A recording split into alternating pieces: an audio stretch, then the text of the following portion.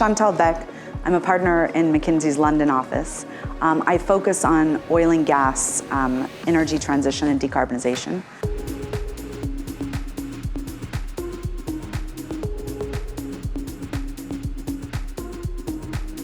This is an important moment in time. We've seen just over the last month a number of countries who have made net zero commitments, UAE, Saudi, India.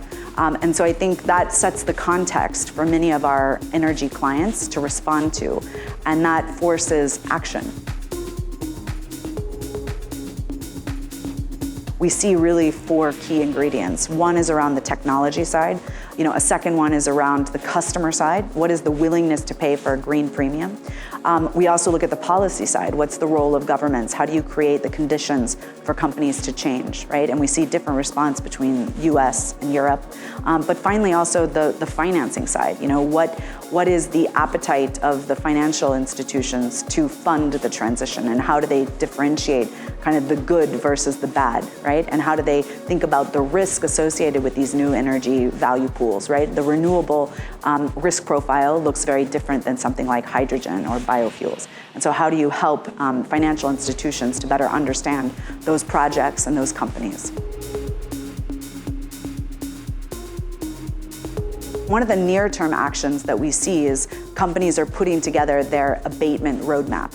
And we see that it varies widely what of that abatement is in the money today and what is not. And that is largely dependent on things like gas pricing, electricity, renewable cost of generation.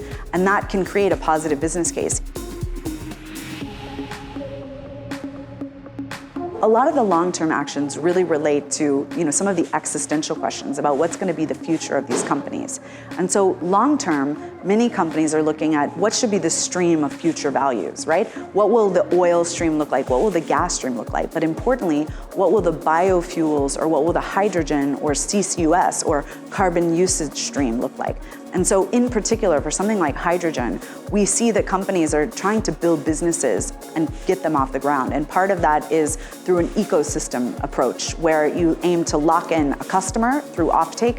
You think about the production of supply and how you can minimize the cost of production, but also how you're going to think about the transport. And we already see some of these projects getting off the ground today.